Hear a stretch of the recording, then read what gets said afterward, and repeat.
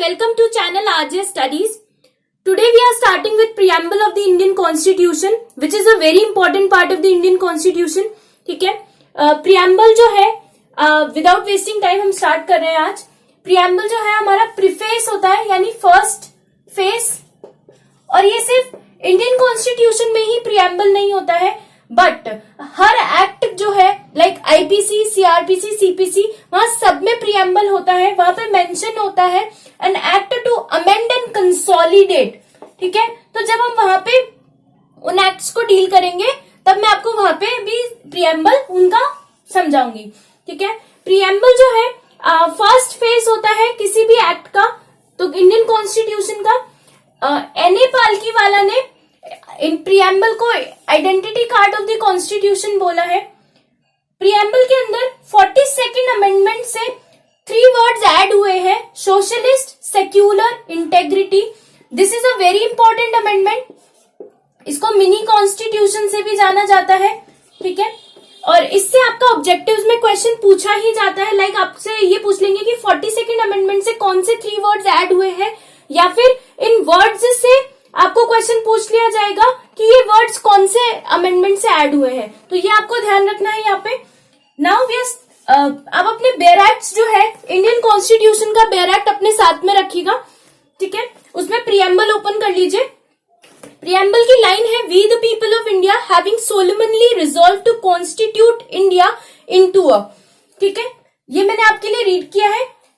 सबसे पहले we the people of India, हमारी सोर्स ऑफ अथॉरिटी जो है कॉन्स्टिट्यूशन की, वो we the people of India से डेराइव होती है. सोर्स ऑफ अथॉरिटी जो है कॉन्स्टिट्यूशन की, वो पीपल ऑफ द इंडियन से डेराइव होती है. इससे भी एक क्वेश्चन बनता है कि कहां से आपका सोर्स डेराइव हो रहा है. वहां पे आपको जो ऑब्जेक्टिव में देंगे क्वेश्चन, वहां पे acts, regulations, we the people word ये मेंशन कर देंगे, तो आपको ये मार्क करना है. Next is having solemnly resolved to constitute India into a sovereign, socialist, secular, democratic republic. In words का सीक्वेंस आपको यही रखना है. इस पर भी आपसे क्वेश्चन बनता है कि सॉवरेन पहले आएगा या सोशलिस्ट पहले आएगा, तो इनका जो सीक्वेंस है वो ऐसे ही रखना है. सॉवरेन फर्स्ट आता है. अब इसको लर्न कैसे करना है, सॉवरेन सो ई. अब सो ई में फर्स्ट वर्ड जो है उसमें वी भी आ रहा है, लाइक सॉवरेन. तो ये मेरे नेम से याद रख लीजिएगा, विनीता, राइट. तो आपको इजीली याद हो जाएगा. सॉवरेन, सोशलिस्ट, सो ई. तो saw Vinita and so E. Democratic and Republic. Next is justice, liberty, equality and fraternity. ये आगे वर्ड्स है. जस्टिस, जो जयपुर के अंदर एक लिटरेचर फेस्टिवल होता है JLF, तो उसके अंदर यहाँ पे ई ऐड कर लो. आपको JLF ना बोल के JLEF बोलना है. ठीक है, अब हम इसमें जो जस्टिस है उसमें क्या क्या कंटेन हो रहा है, उसमें क्या क्या हम मेंशन कर रहे हैं जस्टिस के अंदर, इसको एक फ्लो चार्ट से समझेंगे. जो थर्ड पॉइंट है आपका, justice, liberty, equality and fraternity, इसको एक फ्लो चार्ट बना लीजिए. यहां पर जस्टिस के अंदर हम 3 वर्ड्स ले रहे हैं, social, economic and political justice, right. इनके मीनिंग अभी मैं आपको बताऊंगी. लिबर्टी के अंदर आपको मेंशन करना है thought, expression, belief, faith and worship, right. ये 4 वर्ड्स है. नेक्स्ट इज इक्वालिटी में, इक्वालिटी पे आपकी आर्टिकल 14 से लेकर 18 के अंदर मेंशन है. तो हमें 2 तरह की इक्वालिटी प्रोवाइडेड है, equality of status end of opportunity. ठीक है, अपॉर्चुनिटी. Next is fraternity. अगर आप इसको लिंक करें, फ्रेंच रेवोल्यूशन से हमने वर्ड फ्रेटर्निटी लिया है, यानी जो हमारा सोर्स है फ्रेटर्निटी का, source of the Indian constitution, जो फ्रेटर्निटी वर्ड है वो हमने फ्रेंच कॉन्स्टिट्यूशन से लिया है. फ्रेटर्निटी जो है इसका मीनिंग सेंस ऑफ ब्रदरहुड होता है, और इसमें हम दो चीज इंक्लूड कर रहे हैं, that is dignity of the individual and next is unity and integrity of the nation. Fourth is date of the commencement. तो basically that is 26 November 1949. Basically हमने जो प्रीएम्बल है उसको 4 पार्ट्स में, 4 इंग्रेडिएंट्स में डिवाइड कर दिया. फर्स्ट इज जो सोर्स ऑफ अथॉरिटी है, that is we the people of India. Second is आपका जो वर्ड्स आ रहे हैं सॉफ, so, E, D and R, sovereign, socialist, equality, democracy, republic. ठीक है. Third is justice, liberty, equality and last is fraternity. और fourth is date of commencement जो मेंशन है आपकी 26 नवंबर 1949. नाउ ये जो वर्ड्स हैं हमारे सॉवरेन, सोशलिस्ट, इक्वालिटी, सेक्युलर, ये जो वर्ड्स हैं इनके मीनिंग देख लेते हैं आज, क्योंकि ये बहुत इंपॉर्टेंट है प्रीएम्बल के अंदर. इनके मीनिंग आपको पता होने चाहिए. Sovereign, socialist, secular, democratic, Republic. First is sovereign. India is a independent state. India is an independent state. India एक कंप्लीटली फ्री स्टेट है. यहां पर किसी का भी कंट्रोल नहीं है हमारे इंडिया पर. ठीक है. और being a sovereign, India can either acquire a territory भी एक्वायर कर सकता है, एंड और seed a part of its territory. Seed का मीनिंग मैंने आपको पहले भी एक्सप्लेन किया है. और ठीक है, तो being a sovereign state, India एक इंडिपेंडेंट स्टेट है जो एक टेरिटरी भी एक्वायर कर सकता है, और जो सीड है यानी अलग भी कर सकता है. अपने स्टेट में से कोई भी पार्ट अपनी लैंड का किसी और फॉरेन स्टेट के फेवर में दे भी सकता है. यहाँ पे आपको समझने की चीज है कि जो कॉमनवेल्थ की जो मेंबरशिप है ये इंडिया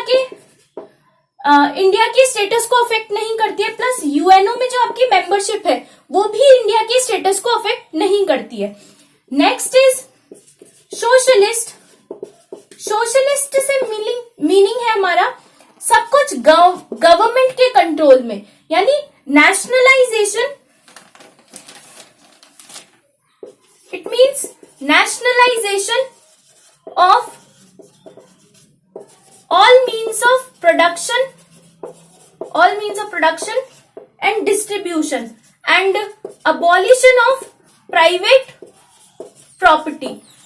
बेसिकली ये जो वर्ड है मैंने अभी आपको बताया था, ये 42nd अमेंडमेंट से ऐड हुआ है. सोशलिस्ट जो वर्ड है, सब कुछ हमारी गवर्नमेंट के कंट्रोल में होगा. ठीक है. हमको कोई भी बिजनेस वगैरह या कोई भी फर्म स्टैब्लिश होती है यहाँ पे इंडिया में, तो उनको पहले जो गवर्नमेंट से अप्रूवल लेनी पड़ती है. तो ठीक है, तो हर चीज में गवर्नमेंट का कंट्रोल होगा. Next is India follows democratic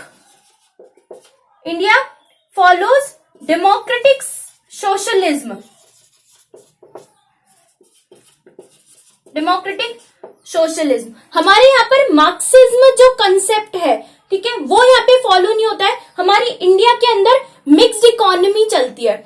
mix economy से मतलब है कि जो मिक्स इकोनॉमी चलती है, मिक्स इकोनॉमी से मतलब है हमारा प्राइवेट और पब्लिक सेक्टर दोनों मिक्स है.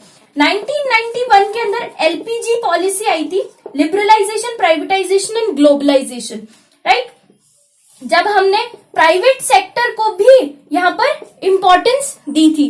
ठीक है. और उससे पहले तो कंप्लीटली गवर्नमेंट के कंट्रोल में था, लेकिन हमारे जो प्रॉफिट्स नहीं हो रहे थे इंडिया में, और इंडिया की इकोनॉमी बहुत डाउन जा रही थी, वीक हो रही थी. ठीक है, तो हमने प्राइवेट सेक्टर को भी इन्वॉल्व किया। तो यहाँ पे जो हम फॉलो कर रहे हैं वो मिक्स इकोनॉमी है, लेकिन mix economy that doesn't mean अगर हम प्राइवेट सेक्टर को इन्वॉल्व कर रहे हैं तो गवर्नमेंट के कंट्रोल से ही प्राइवेट सेक्टर जो है उसका कंट्रोल आता है। लाइक आपको सबसे पहले गवर्नमेंट से ही आपको हर चीज का अप्रूवल लेना पड़ता है। Next is secular. सेक्युलर जो वर्ड है ये भी आपका 42nd अमेंडमेंट से ऐड हुआ है, ये भी इंपॉर्टेंट है और मैंने इसको features of the Indian constitution में भी एक्सप्लेन किया था। सेक्युलर ये भी 42nd अमेंडमेंट में आया है। ये मतलब है equal respect to all, equal respect given to all religions. धर्म निरपेक्ष कंट्री है हमारा, ठीक है, निरपेक्ष। ये जो आपको वर्ड है ये आप मेरी पुरानी वीडियो में जाके मैंने आपको बहुत इलेबोरेट तरीके से वहां एक्सप्लेन किया है, salient features of the Indian constitution में, वहां आपको देखना है। और बेसिकली आपके जो आर्टिकल्स हैं 25 to 28 वो भी फ्रीडम ऑफ द रिलीजन की बात करते हैं। तो जब हम ये आर्टिकल्स पढ़ेंगे तब आपको और इलेबोरेट तरीके से वहां समझाऊंगी। Fourth is democratic word. India हमारा डेमोक्रेटिक कंट्री है, ठीक है, हम यहाँ पे डेमोक्रेसी फॉलो करते हैं। डेमोक्रेसी से मतलब क्या है, जो हमारी सुप्रीम पावर है, सुप्रीम पावर वो पीपल के कंट्रोल में है। Supreme power by the people.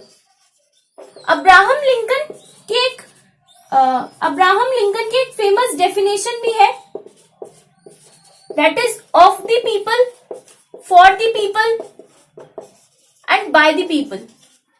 ये डेमोक्रेसी की डेफिनेशन है, and by the people. Abraham Lincoln ने डेमोक्रेसी जो वर्ड है उसकी डेफिनेशन आपको दी है, of the people, for the people and by the people. It's very common because हम जो भी पावर हमारी डिराइव हो रही है वो पीपल से ही डिराइव हो रही है। अब इसका एक डेमोक्रेसी जो है इसके लिए हम एक फ्लो चार्ट बनाएंगे इसको अंडरस्टैंड करने के लिए कि इंडिया में हम डेमोक्रेसी तो फॉलो कर रहे हैं but whether it is direct democracy और इनडायरेक्ट डेमोक्रेसी, राइट। तो डेमोक्रेसी से हम एक फ्लो चार्ट बनाइए और यहाँ पे एक ऐड भी कर लीजिए, that it is derived from a Greek word, derive from Greek word demos and kratia, KRATIA, demos and kratia, which means people and rule, people and rule, right. अब ये जो फ्लो चार्ट है इसके अंदर आप एक साइड पे लिखिए डायरेक्ट डेमोक्रेसी, सेकंड लिखिए इनडायरेक्ट डेमोक्रेसी। इनडायरेक्ट डेमोक्रेसी को आप रिप्रेजेंटेटिव डेमोक्रेसी भी बोलते हैं, representative democracy, right. Direct democracy से मतलब है कि पीपल का direct control, possession of the supreme power of the people, supreme power of people का direct control without any interference, कोई और चैनल बीच में नहीं आएगा, डायरेक्ट पीपल का ही कंट्रोल होगा। Second is indirect democracy. Indirect democracy को हम रिप्रेजेंटेटिव डेमोक्रेसी भी बोल रहे हैं बिकॉज इसमें जो पीपल होंगे उनके रिप्रेजेंटेटिव्स अपना एक हेड अपॉइंट करते हैं। तो मीनिंग लिखिए इसका, representative elected by the people and exercise the supreme power, right. जो पीपल के रिप्रेजेंटेटिव्स होंगे वो जो सुप्रीम पावर होगी वो एक्सरसाइज करेंगे। अब जो डायरेक्ट डेमोक्रेसी है इसको 4 पार्ट्स में डिवाइड कीजिए, that is referendum, initiative, recall and plebiscite. Direct democracy और इनडायरेक्ट डेमोक्रेसी, डायरेक्ट डेमोक्रेसी को हमने फर्दर 4 पार्ट्स में डिवाइड किया, that is referendum, initiative, recall and plebiscite. And indirect democracy को आप 2 पार्ट्स में डिवाइड कीजिए, that is parliamentary form of government and presidential form of government. अब इंडिया के अंदर पार्लियामेंट्री फॉर्म ऑफ गवर्नमेंट आता है, ये हमने सेलिएंट फीचर्स में बहुत ही इलेबोरेट तरीके से वहां डिस्कस किया था, तो आप उन वीडियो को लिंक करके यहाँ इसका मीनिंग समझेंगे, राइट। नेक्स्ट इज, ये क्लियर हुआ, डेमोक्रेसी के अंदर हमने 2 तरीके से डील किया है। ये चार्ट को आपको फॉलो करना है, क्यों हम हमारी कंट्री के अंदर इनडायरेक्ट डेमोक्रेसी फॉलो कर रहे हैं और पार्लियामेंट्री फॉर्म फॉलो कर रहे हैं। Next word is Republic. Republic means, Republic के अंदर भी 2 तरीके से आ रहे हैं। हम रिपब्लिक इसलिए बोलते हैं बिकॉज जो प्रेसिडेंट है वो हमारे इलेक्टेड होते हैं, ठीक है। Last word is Republic. Republic के अंदर जो हमारे प्रेसिडेंट है वो इलेक्टेड है। इसको भी हम एक फ्लो चार्ट से समझेंगे। डेमोक्रेटिक रिपब्लिक के अंदर हम डेमोक्रेटिक है और डेमोक्रेटिक पॉलिटी की बात कर रहे हैं। पॉलिटी मीन्स कॉन्स्टिट्यूशन, इसमें भी 2 होते हैं, एक मोनार्क होता है that is monarchy and next is Republic. जहां पे हम मोनार्की फॉलो कर रहे हैं वहां पे किंग का रूल होगा और आइदर इट्स क्वीन रूल, ठीक है। रिपब्लिक के अंदर जो हेड होगा वो इलेक्टेड होगा। Head of the state is elected, head of the state is elected. अब इलेक्टेड भी कैसे होगा, इधर इट्स डायरेक्टली इलेक्टेड और इनडायरेक्टली इलेक्टेड। जो डायरेक्टली इलेक्टेड होता है वो हम यूएसए के अंदर देखते हैं। यूएसए के अंदर प्रेसिडेंट डायरेक्टली इलेक्ट होता है। इंडिया के कंटेक्स्ट में हम इनडायरेक्ट की बात कर रहे हैं, ठीक है। तो यहां पे लिखिए इनडायरेक्ट। जो हमारे प्रेसिडेंट होते हैं वो इनडायरेक्टली इलेक्टेड होते हैं। वो कैसे, लोकसभा के जितने भी मेंबर्स होते हैं, राज्यसभा के जितने भी मेंबर्स होते हैं, वो उनके इलेक्शंस में पार्ट लेते हैं, ठीक है। और जो मोनार्क है उसका मीनिंग यहां लिख लीजिए, head of the state is hereditary. Head of the state is hereditary, ठीक है। सक्सेशन के थ्रू यहां पे आते हैं। इसका एग्जाम्पल आप लिखिए ब्रिटेन। ब्रिटेन के अंदर क्वीन विक्टोरिया का रूल चलता है। लास्ट इज हमारा social, last is now we are moving towards JLF। तो JLF ना बोल के JLEF बोलना है आपको। JLEF,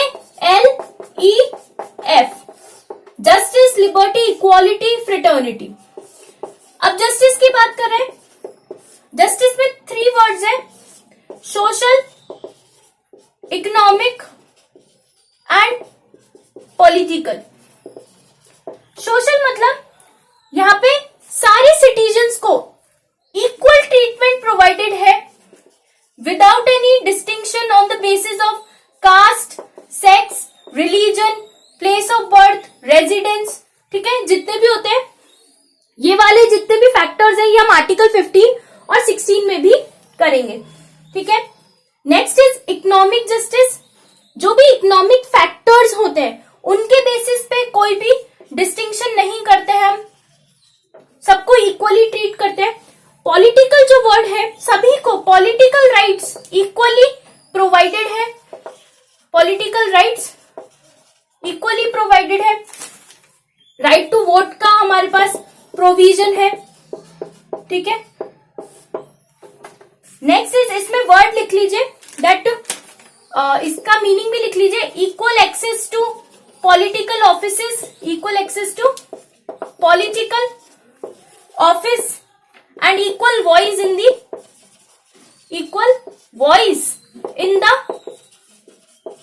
government. ये हुआ, क्लियर हुआ ये चीज। जस्टिस के अंदर हम 3 वर्ड्स ले रहे हैं, social, economic, political. Equal treatment provide कर रहे हैं सोशल में, इन फैक्टर्स पे कोई डिस्क्रिमिनेशन नहीं होता है, इकोनॉमिक फैक्टर्स पे कोई डिस्क्रिमिनेशन नहीं है। पॉलिटिकल के अंदर हम राइट टू वोट हमें प्रोवाइडेड है, जिसमें पॉलिटिकल राइट्स होते हैं, और इक्वल एक्सेस है हमारे पास पॉलिटिकल ऑफिसेस का। Next is liberty. Article 21 of the Indian constitution provides for right to life and personal liberty. Liberty मतलब absence of restraints, absence of restraints on the activities of the individual, on the activities of the individual, like कोई भी काम आप अपनी इच्छा से कर सकते हैं, ठीक है। Next is equality. Equality basically third word is equality. Equality जो है आपके आर्टिकल 14 to 18 में प्रोवाइडेड है। इक्वालिटी आपके आर्टिकल 14 to 18 में प्रोवाइडेड है। यहाँ पे हमने 2 तरह की इक्वालिटी देखी, of status end of opportunity. तो इसमें और इक्वालिटी जो है वो भी हमको सिविक इक्वालिटी मिलती है, पॉलिटिकल इक्वालिटी मिलती है, एंड इकोनॉमिक इक्वालिटी मिलती है। यहां पर जो है इसमें पॉइंट्स आप लिखिए। एब्सेंस ऑफ स्पेशल प्रिविलेजेस, कोई भी स्पेशल प्रिविलेजेस प्रोवाइडेड नहीं होता है किसी भी सेक्शन ऑफ द सोसाइटी को। Absence of special privileges to the section of the society.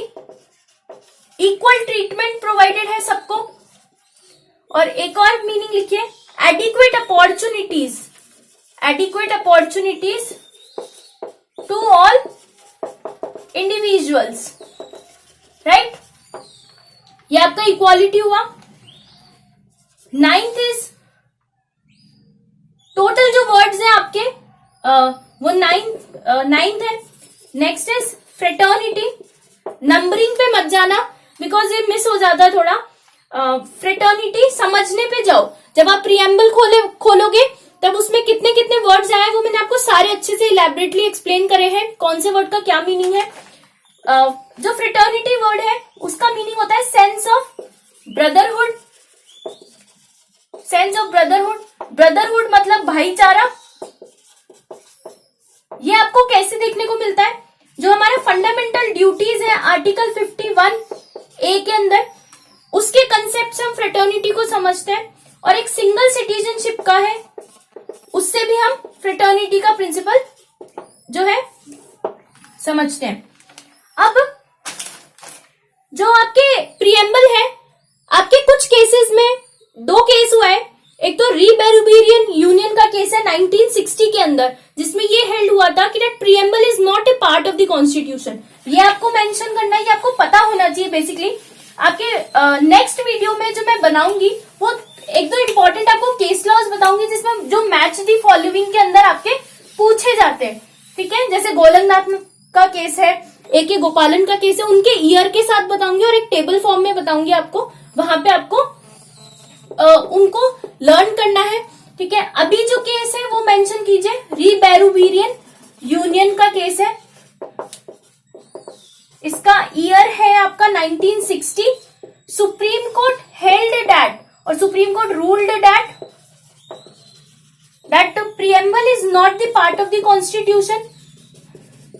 ये जो केस है इससे भी आपसे क्वेश्चन पुट अप हो जाता है। एक तो ईयर इंपॉर्टेंट है इसका केस का, प्लस आपसे ये लाइन पूछ ली जाती है कि किस में, कौन से केस में बताया गया था कि preamble is not the part of the constitution, is not the part of the constitution, right. ये आपको पता होना चाहिए। और next case is very important case of 1973, that is Keshavananda Bharati's case. Keshavananda Bharati versus state of Kerala. This case is very important, lifetime important case है। इसके अंदर 13 जजेस ऑफ द बेंच बैठी थी, ठीक है। इससे क्वेश्चन ईयर से भी पूछते हैं, जजेस कितने बेंच की बैठी थी वो भी पूछते हैं। और it is held that preamble is part of the constitution. और तो ये आपको लाइन ध्यान रखनी है कि कौन से केस में तो नॉट बताया है और कौन से केस में is a part of the constitution है। एक और केस लिख लीजिए, इसी के बाद आया था 1995 के अंदर, LIC of India versus consumer education research centre, that preamble is an integral part of the constitution. Basically integral part of the constitution. Preamble में आप अमेंड तो कर सकते हैं, जो आगे मैं आपको बताऊंगी बेसिक स्ट्रक्चर जो होता है, ठीक है, basic structure of the constitution. Preamble में आप अमेंड तो कर सकते हैं, लेकिन जो बेसिक स्ट्रक्चर है प्रीएम्बल का वो चेंज नहीं करना है आपको, ठीक है। आई होप आपको आज जो प्रीएम्बल है वो क्लियर हो गया होगा। That's it for today. पूरा प्रीएम्बल को अच्छे से पढ़ना, जैसे जैसे बताया वैसे क्लियर करना अपने कंसेप्ट। नेक्स्ट वीडियो में मैं आपको इंपॉर्टेंट केस लॉस के नेम बताऊंगी और union and it's territories, that is article 1 to 4 हम स्टार्ट करेंगे। That's it for today. अगर आपको मेरी वीडियो पसंद आई है तो लाइक कर दीजिए मेरे वीडियो को और चैनल को सब्सक्राइब कर लीजिए ताकि आपको नेक्स्ट वीडियो का नोटिफिकेशन जल्दी से मिल जाएगा। Thank you so much for today.